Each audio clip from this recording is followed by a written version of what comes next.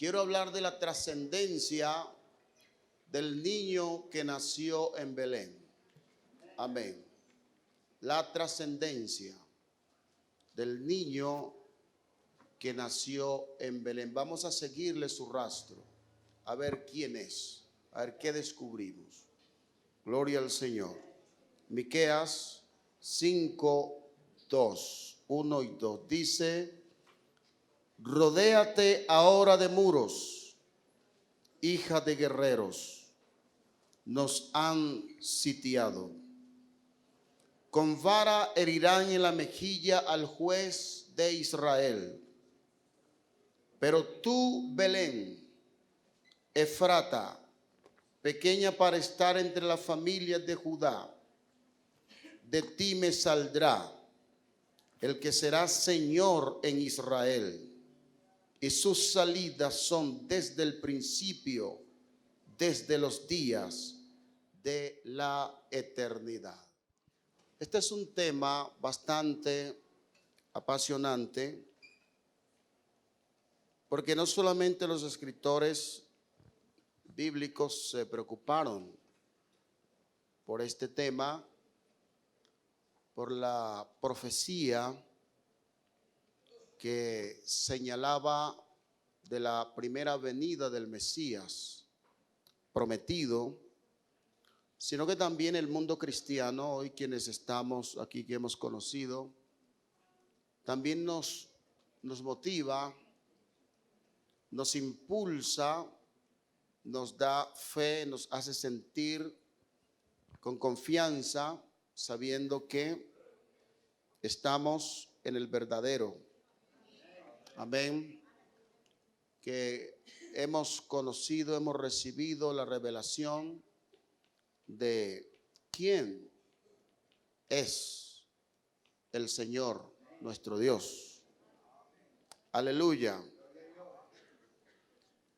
Porque algunos, como cité aquí en el texto, ven en el niño que nació en Belén, quizá algunos lo ven como la segunda persona de la supuesta Trinidad, o simplemente como el hijo del carpintero, como alguien que vino a cumplir un rol en el cual impactó y que se diluyó un poco, y que solamente se escribió una historia que quizá no tiene trascendencia en el día de hoy, pero se equivocan.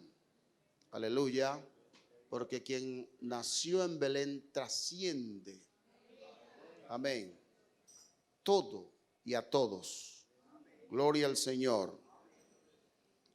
Yo quiero que miremos lo que Isaías nos plantea. El capítulo 7, por favor, ubíquense en Isaías, el capítulo 7.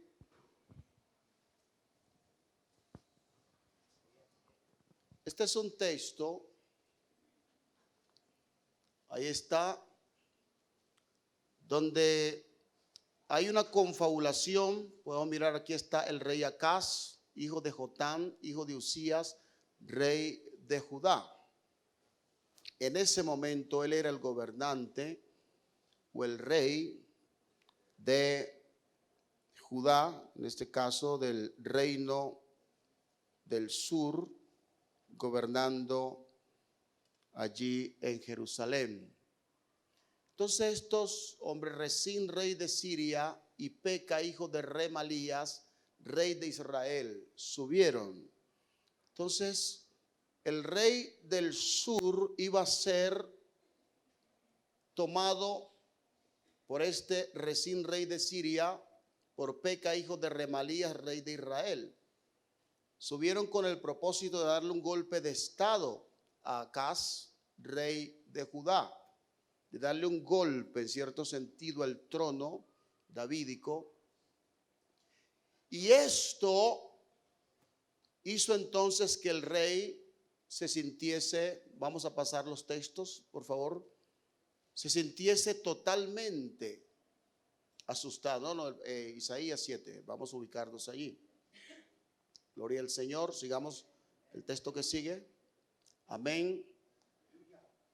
Y en ese momento, cuando estos confederados llegaron o llegó la noticia al rey, en ese momento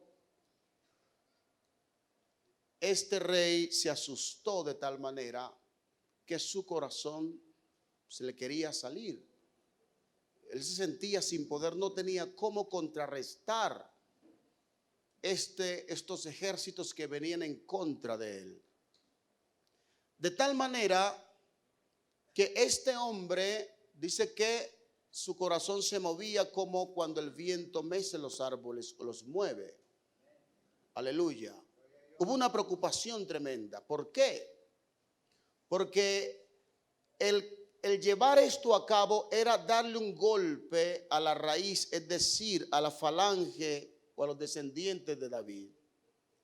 Quitarlo y poner a un gentil sobre el trono era hacer un ataque directo también a lo que es la manifestación mesiánica, porque sabemos que dentro del pacto davídico el Mesías prometido debe sentarse para regir sobre el trono, y sobre ese trono únicamente debe ser un descendiente de David.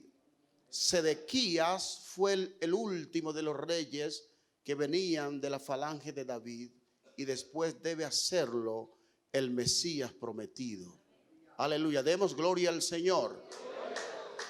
Entonces, esta situación hizo que se alarmase todo mundo en Jerusalén. Aleluya. Y es el momento cuando Dios salió a la palestra, salió y envió al profeta Isaías ante el rey para darle una maravillosa noticia. Amén, que no temiera, que no tuviera miedo, que no iban a lograr el objetivo que ellos se habían propuesto de deponerlo de su trono, que no sería así. Y en ese momento Dios le mandó una razón al rey. ¿Y qué razón?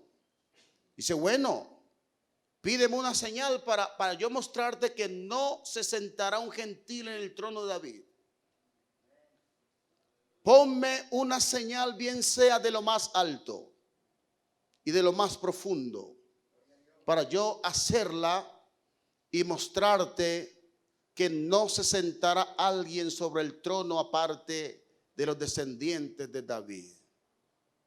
Pero Acaz, que era un rey de esos de dos aguas, dijo, no, yo no voy a tentar a mi Dios.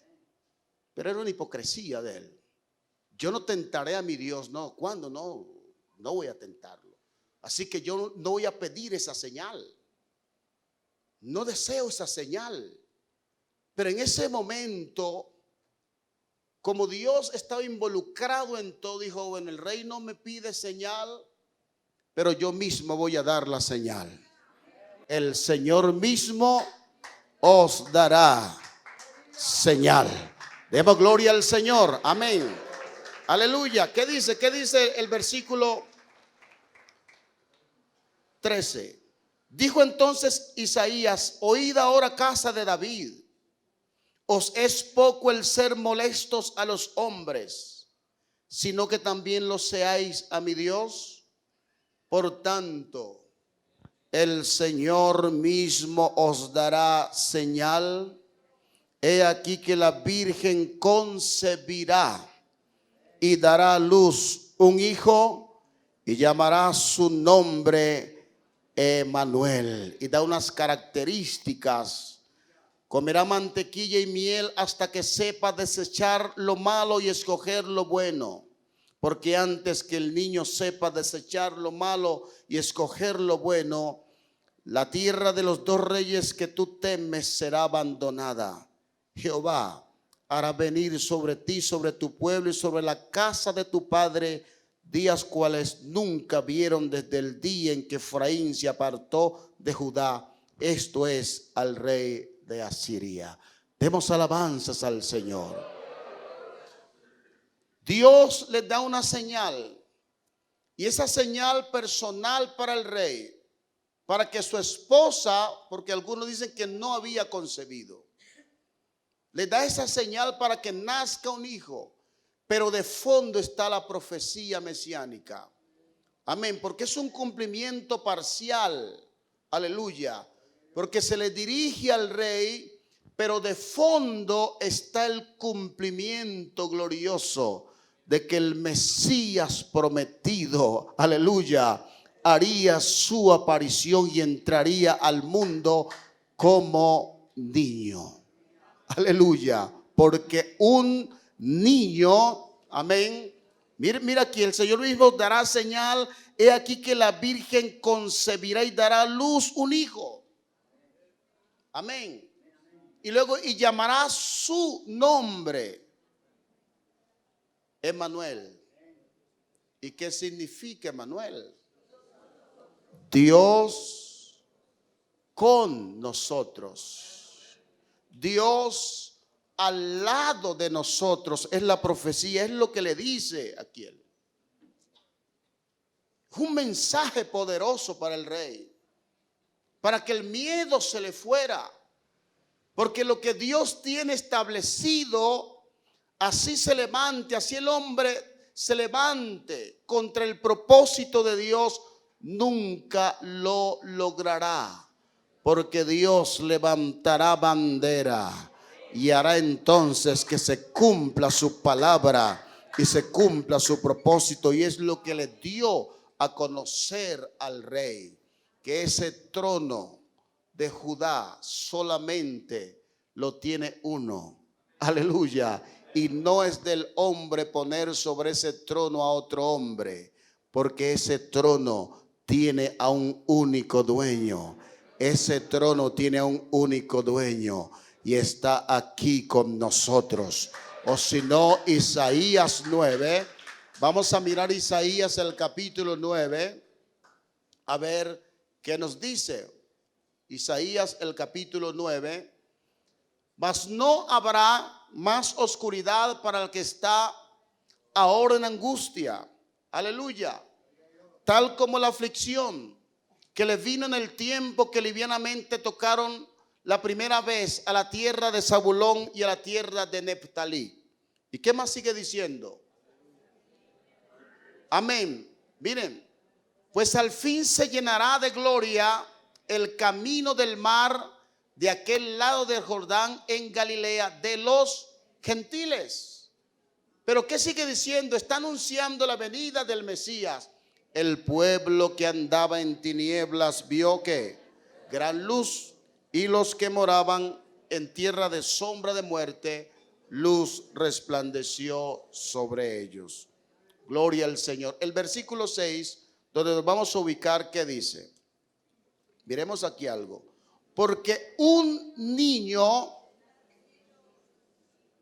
nos es nacido, hijo nos es dado, y el principado o reinado sobre su hombro, y se llamará su nombre admirable, consejero, Dios fuerte, Padre eterno y príncipe de paz. Este es un texto clave para uno entender esta doctrina. Aleluya. Si usted logra entender esta doctrina desde aquí, no va a tener problemas cuando usted llegue al Nuevo Testamento y lea y descubra a Jesús actuando a través de muchos roles. Amén. En el cual Él lo hace y que muchos se confunden por eso.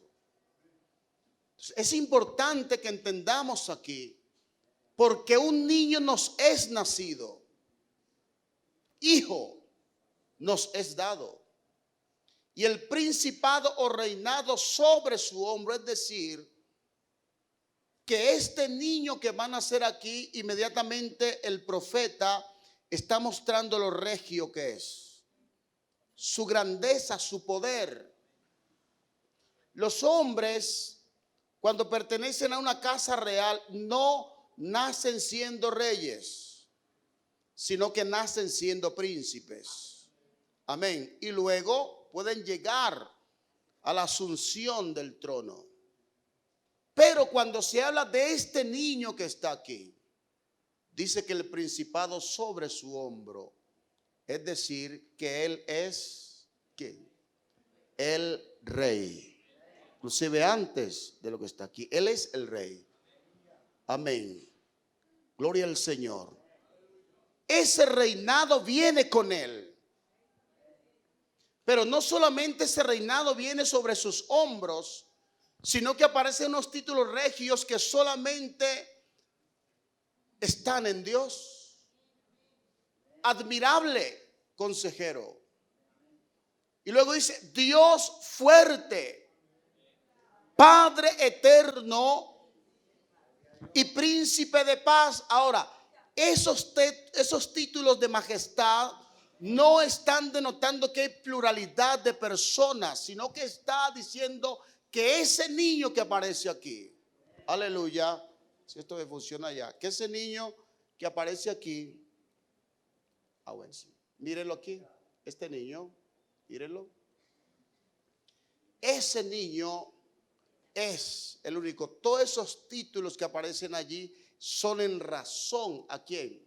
Al niño, a este niño. Entonces, este niño que está aquí es el mismo admirable, es el mismo consejero.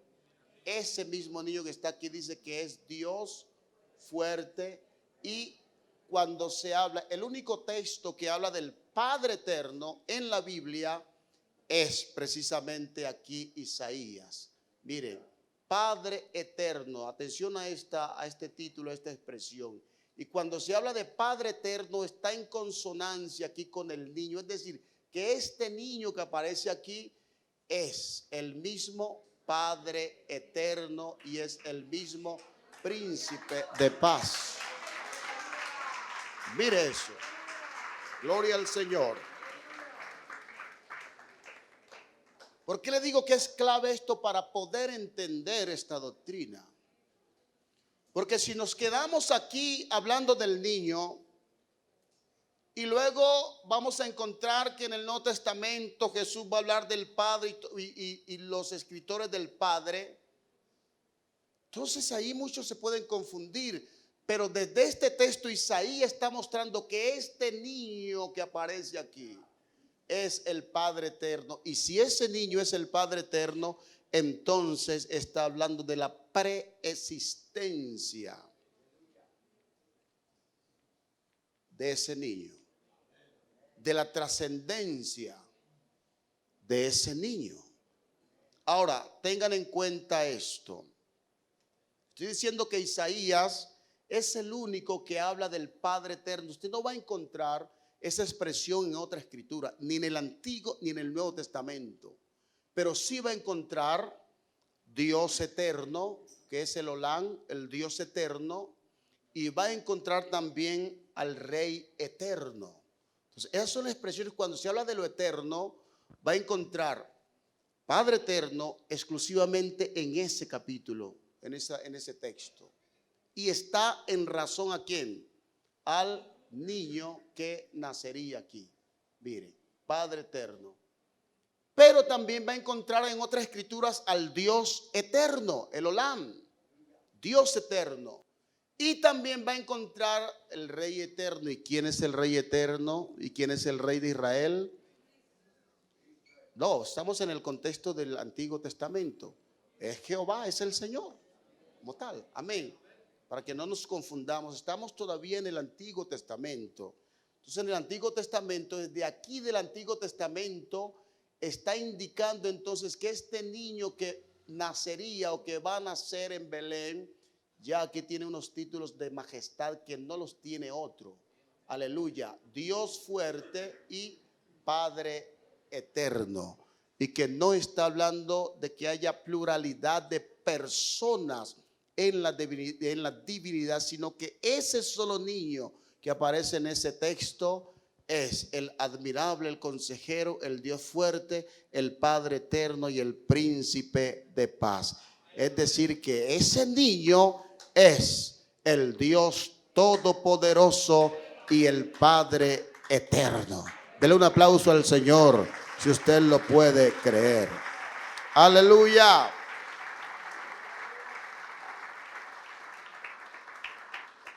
Y tenga en cuenta lo que le estoy diciendo.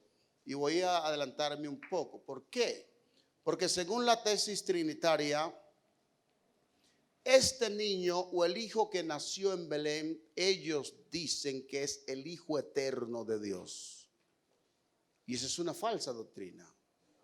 Por eso les hablé que en la Biblia se habla del Padre eterno, allí en Isaías, del Dios eterno y de quién más, y del Rey eterno. Pero no se habla del Hijo eterno. Busquen en la Biblia, por favor, para que ustedes, y nunca van a encontrar que se hable del Hijo eterno. Con ese título no existe, no hay Hijo eterno en las Escrituras. Amén.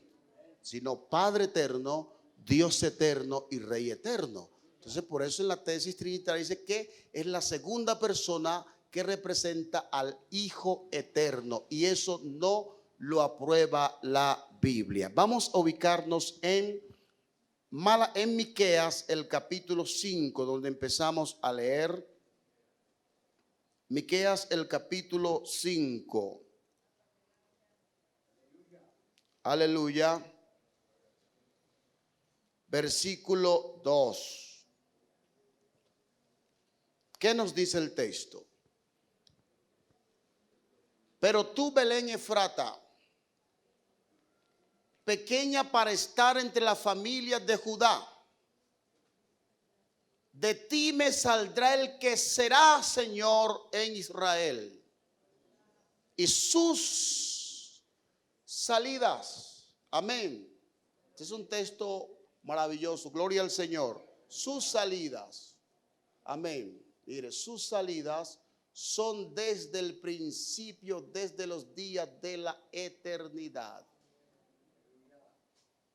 Esta es una profecía que ha habido mucha controversia acerca de los estudiosos, porque algunos tratan de darle más importancia a una coma en el texto, a unas reglas gramaticales y otras cosas que realmente a lo que aconteció aquí. Pero el texto es claro.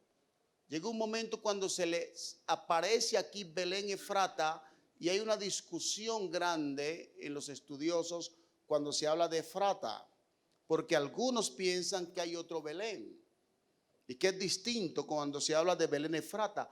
Pero los efrateos, es decir, Isaías era de Efrata. ¿Y quién era Isaí? ¿Quién fue Isaí? Padre de David. Amén. Gloria al Señor. Este Belén significa casa del pan. Amén. Casa del pan. Bet del hebreo es casa y lejem es pan. Entonces, casa del pan es una palabra compuesta, sino que en español aparece así Belén.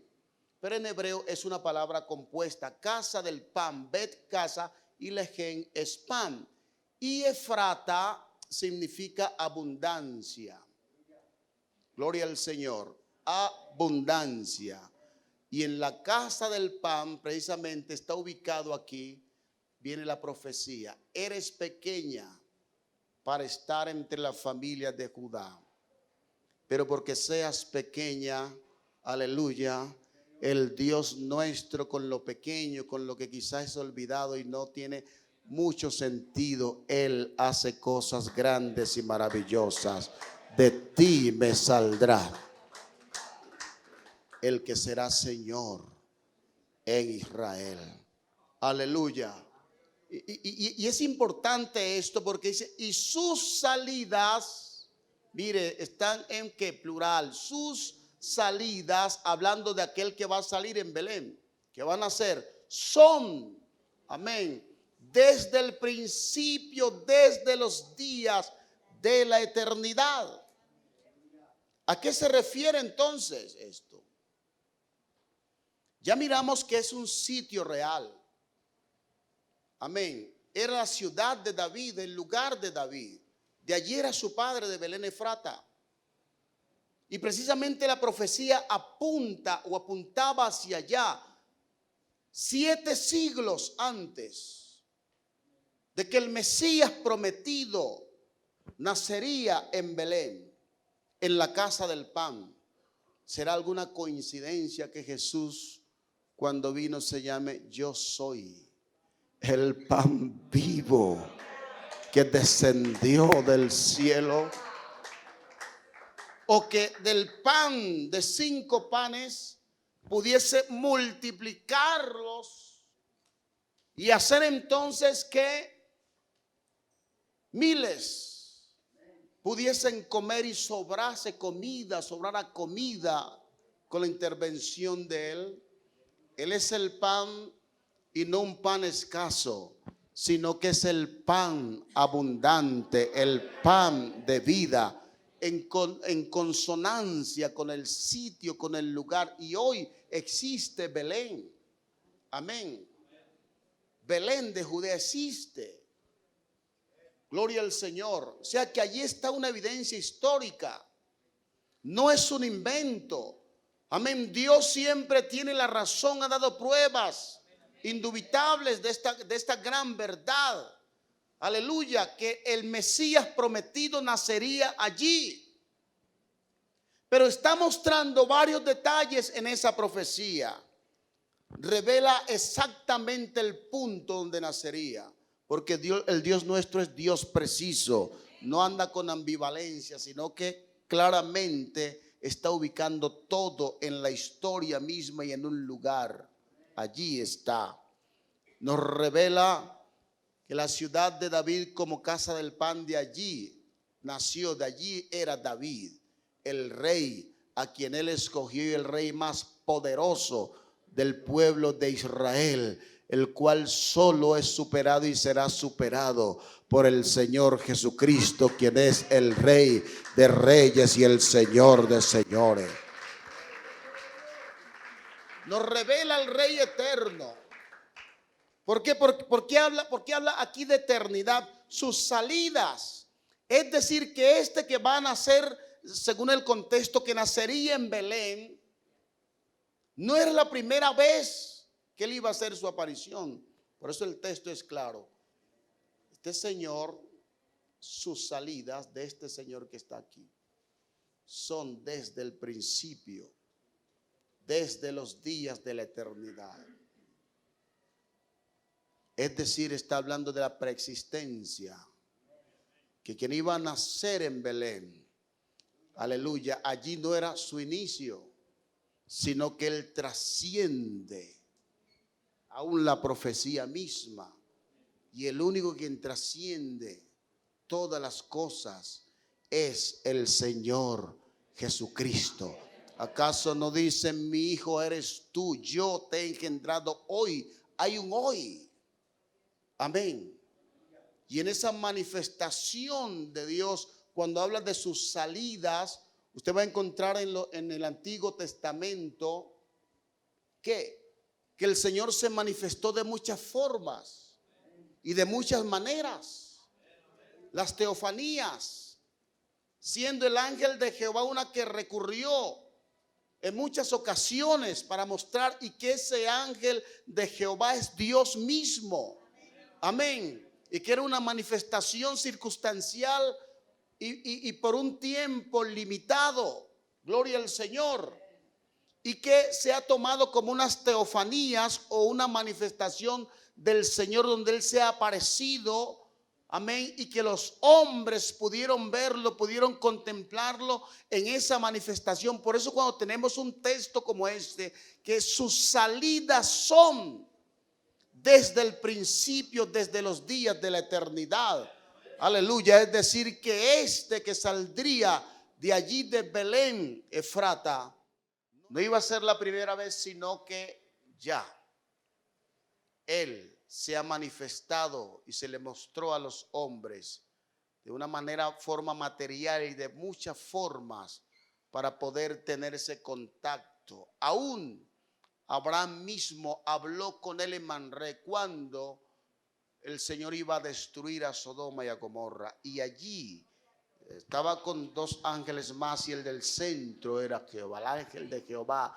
Y Abraham habló con él y luego empezó a interceder, a pedir para que no fuese destruida en ese momento Sodoma y Gomorra. Y usted puede encontrar esa parte allí en las Escrituras. Entonces allí tenemos el por qué el texto nos muestra que las salidas, que la manifestación de aquel que iba a salir en Belén trasciende el tiempo, hablando de la preexistencia de aquel niño que nacería en Belén. Hay una dimensión gloriosa de este niño y de trascendencia, mostrando pues que tenía mayor majestad, poder y grandeza que todos los demás reyes que venían de la tribu, que venían del lomo de David, como su rey o el rey ideal. Amén. Gloria al Señor. Demos alabanzas al Señor. Es por eso que Mateo, si miramos allí Mateo 12:42, Jesús llega un momento y hizo una defensa diciendo, porque uno que mayor que el templo está aquí. Pero no solamente uno mayor que el templo está aquí, sino que también mostrando, hablando de Salomón, de ese rey sabio, y está diciendo porque uno mayor que Salomón está aquí también. Y él va mostrando cómo lo que más Israel ha guardado en lo más íntimo de su corazón, la grandeza del templo, del reinado, de todo lo que viene de David. El Señor cuando se presenta dice, porque uno mayor que el templo, uno mayor que las instituciones de Israel está aquí. Y ese es el Señor Jesucristo, el cual trasciende todas las cosas. Aleluya. Ahora, si vamos a mirar el cumplimiento de esta profecía de Miqueas, y si nos ubicamos en Mateo el capítulo 1, 18 al 25, y no solamente de Miqueas, sino también de Isaías, porque nos está profetizando un niño que nacería. Pero ¿cuándo nació? ¿Y dónde? Pues entonces el texto nos va a mostrar, el nacimiento de Jesucristo fue así, estando desposada, ¿quién? María su madre con José. Antes que se juntase se halló que había concebido del Espíritu Santo. Subrayen esto, por favor. Había concebido. Entonces aquí nos presenta al Espíritu Santo como el padre de ¿quién? Del niño. Sigamos. Ténganlo ahí para más adelante. José su marido era justo. Bueno, allí está. Sigamos. Sigamos más. Otro texto. Aquí viene. Y dará a luz un hijo, y llamará su nombre Jesús. Ahora ya tiene nombre ese hijo. ¿Por qué? Porque en la profecía tiene un título regio, un título de majestad, Dios con nosotros, o Emmanuel, luego Padre eterno, Dios fuerte, Príncipe de paz, que no son nombres sino títulos y atributos de majestad y de grandeza. Pero aquí cuando el ángel viene y hace la anunciación, trajo la revelación de este nombre que es sobre todo nombre. Por eso el nombre de Jesucristo no lo puso ningún humano, sino que vino desde el cielo mismo. Y la primera que recibió la revelación de este nombre, ¿quién fue? María. Por eso María fue pentecostal. Denle un aplauso al Señor, gloria a Dios. Ella recibió el nombre. Amén. Jesús. Y luego este nombre habla del destino. Joshua, que es en el hebreo que significa Jehová salva. Amén. Jehová salva. Y por eso dice aquí lo explica, porque Él salvará a su pueblo de sus pecados. Y en la profecía de Jeremías 5, 23 creo, si no me equivoco, habla de cuando Judá sería salvo, cuando saldría de ese vástago de David. Se llamaría su nombre en ese momento cuando Judá sería salva, y ese nombre sería Jehová Siquenú, o Jehová justicia nuestra. Amén. Jehová justicia nuestra. Y aquí precisamente se cumple esto, porque es el Señor quien salvará, o quien llevará, quien justificará a su pueblo de todos sus pecados. Denle un aplauso al Señor si usted lo puede creer. Aleluya. Gloria al Señor. Ahora, si el ángel plantea y dice que se halló que concibió del Espíritu Santo, entonces la pregunta es clave. ¿El Espíritu Santo es distinto a Jehová del Antiguo Testamento? ¿De quién es hijo entonces? Jesús. Entonces la respuesta desde Mateo es del Espíritu Santo. Ténganlo allí, claro. Amén. ¿Sí o no? Si quiere, volvamos al texto donde habla de que se halló que concibió María del Espíritu Santo, para que lo subrayen allí. Que vamos a buscar ahora la paternidad y mirando eso. Miren. Porque de ella es, porque lo que en ella es engendrado del Espíritu Santo es. Es decir, que el Padre de Jesucristo, según este texto, ¿es quién? Es el Espíritu Santo. Amén. Entonces yo les pregunto, entonces el Espíritu Santo es distinto al Señor del Antiguo Testamento. ¿Qué dicen ustedes? Bueno. Gloria al Señor. Entonces van teniendo esas preguntas allí, para que el texto que les cité de Jeremías 23:6, donde dice Yahvé, justicia nuestra, oh Jehová, justicia nuestra. Gloria al nombre del Señor. Ahora en Mateo 1, 22 y 23, ubiquémonos allí, que es el cumplimiento de Isaías 7:14. Amén. Todo esto aconteció, amén, para que se cumpliese lo dicho por el Señor, por medio del profeta cuando dijo, ¿qué dijo? He aquí una virgen concebirá y dará a luz un hijo y llamará su nombre Emmanuel, que traducido es ¿quién? Dios con nosotros. Es decir, quien nació en Belén, ¿quién es? Es más que un niño cualquiera. Se está hablando de la trascendencia, de la grandeza, de la majestad de aquel que nació en Belén, que estuvo entre pañales.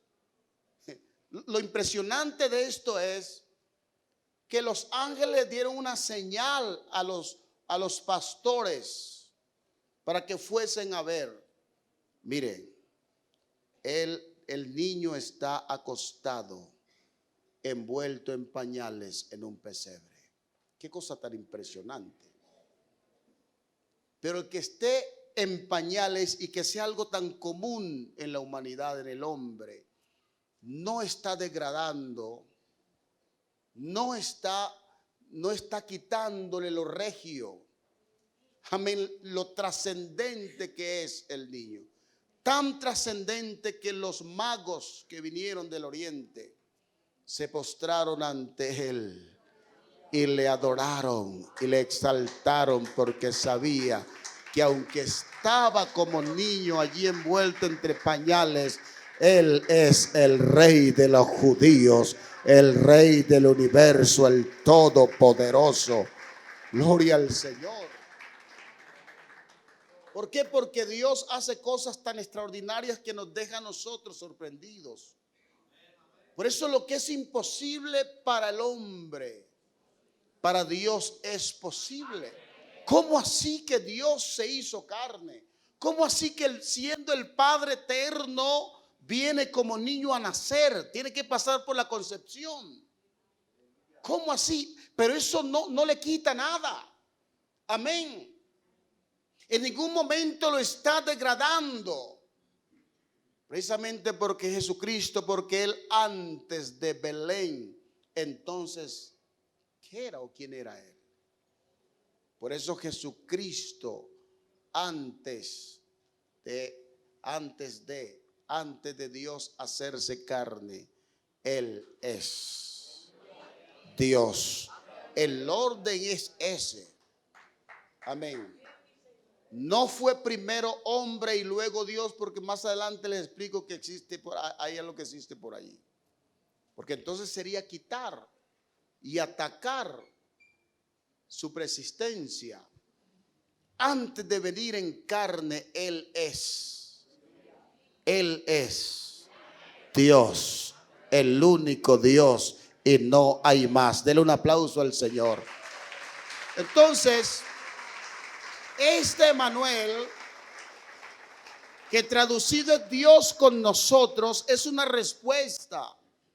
Aquellos que pensaban en la inmanencia de Dios, en esa creencia de que Dios creó el mundo y se quedó allá, y que hay que irlo a buscar a las montañas, que es un Dios lejano, un Dios que no admite tener contacto con el hombre, que lo ha dejado al garete. No.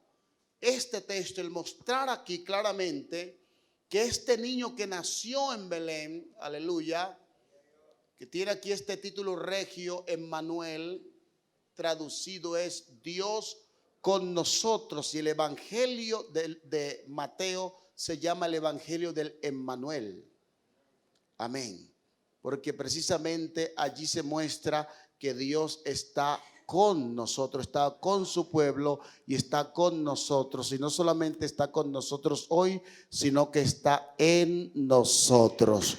Él está en nosotros. Pero en este contexto estaba con nosotros, con el pueblo.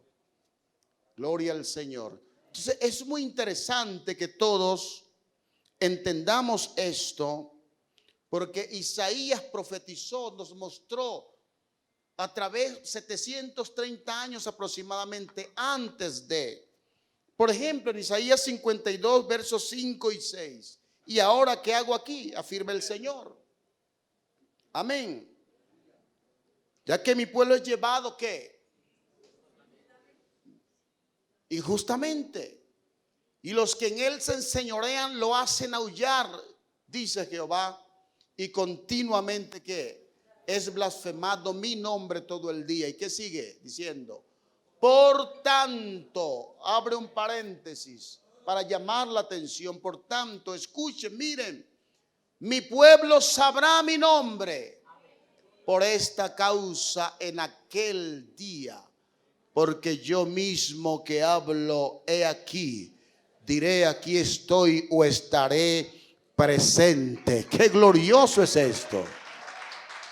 Yo mismo estaré presente. Mi pueblo va a tener la revelación de mi nombre en ese día.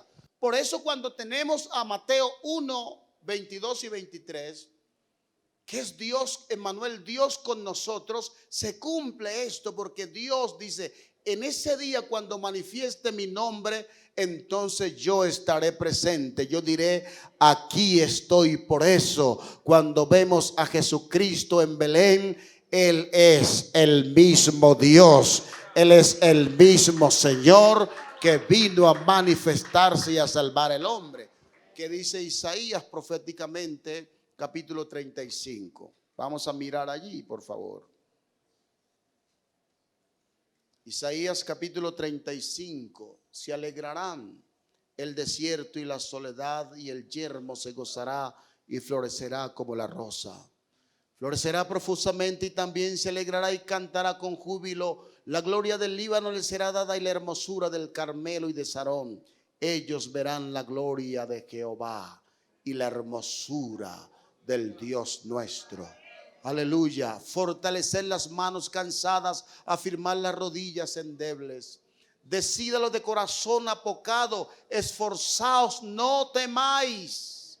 He aquí, miren, contemplen que vuestro Dios viene con retribución, con pago. Dios mismo vendrá y os salvará. Y mire las señales, y mire lo que trae consigo esto. Ahora, entonces, cuando Él se manifieste, los ciegos, los ojos de los ciegos serán abiertos y los oídos de los sordos se abrirán. ¿Qué más? Entonces el cojo saltará como un ciervo y cantará la lengua del mudo, porque aguas serán cavadas en el desierto y torrentes en la soledad. Es decir, cuando se cumpla esa profecía que Dios mismo viene a salvar, la señal es que los ojos de los ciegos se van a abrir, que el cojo va a saltar, que el mudo va a hablar. Y yo quiero preguntarles en eso: ¿sí sucedió eso cuando Cristo se manifestó? ¿Sí pasó eso? Amén. ¿Sí aconteció? ¿Sí el Señor dio vista a los ciegos? ¿El mudo pudo hablar y el cojo pudo saltar? Pues yo sí lo creo. Eso indica entonces que Jesucristo es de ese Dios que está hablando la profecía y que no hay otro. Amén. Que es el mismo. Por eso hay que entenderlo en ese contexto. En el contexto del Antiguo Testamento está diciendo que quien nacería en Belén es el mismo Dios. Sí, es una verdad axiomática que no admite discusión. No es una verdad relativa, sino que es la verdad. Por eso dice el apóstol Pablo cuando le escribió a Timoteo, primera a Timoteo 3:16, indiscutiblemente. Es decir, quien discuta esto no va a seguir, pero quien lo discuta, dice indiscutiblemente, dice, no tiene discusión esto. Grande es el misterio de la piedad. Y luego viene a manifestarlo. Dios fue manifestado en carne, justificado en el Espíritu, visto de los ángeles, predicado a los gentiles. ¿A quién predicamos hoy? ¿A quién predicamos hoy? Entonces este texto está en consonancia, amén, a Dios. Dios fue manifestado en carne. Él es predicado a los gentiles, creído en el mundo y recibido arriba en gloria. ¿Quién es este? Amén. Alzado puertas vuestras cabezas y vosotras puertas eternas. Amén. Y luego la pregunta: ¿quién es este Rey de gloria? Se está refiriendo a Él. Amén. Se está refiriendo a Él. Pero esto viene más adelante. Me adelanté un poquitico. Tengo la chispa hoy adelantada. Volvamos a Lucas. Vamos a Lucas. Estoy tomando desde los evangelios para ir mostrando el nacimiento y el lugar. Lucas también hace una descripción del anuncio del nacimiento del Mesías. Lucas 1:31 al 33, hablando del Mesías prometido. Ya voy a terminar por hoy. Y lo hace de forma vivaz, decir más viva, más con más. Mire lo que dice: y ahora concebirás en tu vientre, le dice el ángel, y darás a luz un hijo y llamarás su nombre Jesús. ¿Coincide con Mateo, sí o no? Aleluya. Sigamos. Este será grande, hablando de esa manifestación, y será llamado, escuchen esto, Hijo del Altísimo. Entonces aquí ya tenemos un problema. A ver, ¿qué dice Mateo acerca de quién es el Padre? ¿De quién es hijo Jesús en Mateo? Del Espíritu Santo. Pero aquí Lucas nos está diciendo que este será llamado o es Hijo del Altísimo. Y yo pregunto: ¿y quién es el Altísimo entonces? Entonces tiene dos papás. Dice que es el Hijo del Altísimo, y el Señor Dios le dará el trono de David su padre. Está hablando, mire que todo esto tiene que ver con lo regio, con la grandeza. Está incluyendo el reinado, está incluyendo su divinidad, Hijo del Altísimo. Más adelante les enseño en los títulos que él toma y tienen que ver con su manifestación en carne y también con su deidad. Ser hijo del Altísimo. Y el Señor Dios le dará el trono de David, su padre. Aleluya. Entonces aquí aparece que él es hijo del Altísimo. Miremos qué sigue diciendo el texto. Y reinará sobre la casa de Jacob para siempre, y su reino no tendrá fin. ¿De qué habla allí? ¿De qué habla? De su eternidad y preexistencia. Amén. Que ese niño, ese hijo Jesús, quien aparece en Belén, él es el eterno. Porque si él reina por siempre, amén, no puede reinar por siempre alguien que haya nacido en el tiempo y de aquí hacia, porque entonces no, sería alguien finito, alguien que tuvo un inicio y que ahora se dirige hacia lo eterno, pero no es así. Él reinará, amén. Él es el Rey eterno, como lo vamos a ver más adelante, sino que mirando desde el texto que estamos analizando, está señalando ese reinado que lo profetizó Daniel y otros también acerca del reinado eterno, y que usted lo va a ver en el milenio, aleluya, cuando se sentará a regir a todas las naciones y él cumplirá esa promesa, amén, y de sentarse sobre el trono de David, su padre, en cuanto a la carne. Porque también cuando se habla que dará el trono de David, su padre, hay que verlo también esa manifestación que en carne o como hijo. Allí es donde David es padre del Mesías. Amén. Gloria al Señor. Pero el Mesías es mayor que David. Es mayor que Abraham. Es mayor que todos los profetas y está por encima de todo y de todos. Denle un aplauso al Señor. Entonces hay que analizar y entender esta parte. Gloria al Señor. Aleluya. Aquí aparece el nombre Jesús y está ligado al Hijo. Ese Hijo llama Jesús. Amén. Gloria al nombre del Señor. Entonces aquí hay que entender esto y conciliarlo. Si en Mateo dice que es hijo del Espíritu Santo y luego Lucas dice que es hijo del Altísimo, entonces ¿de quién es hijo Jesús? Sencillamente él no tiene dos padres, sino que el Altísimo, amén, aleluya. Dios, ¿qué dice Juan 4:24? Dios es espíritu, la esencia de Dios. Dios en su esencia, su naturaleza es espíritu. Amén. El Altísimo, cuando está refiriendo al Altísimo, al más alto, se está refiriendo al mismo. El Espíritu Santo es el mismo Altísimo, es el mismo Señor del Antiguo Testamento. No hay dos ni tres, ni el Espíritu Santo es la tercera persona de la supuesta Trinidad. No, es el mismo Dios. Amén, téngalo en cuenta, téngalo en cuenta, téngalo en cuenta. Gloria al nombre del Señor. Dejamos por hoy allí.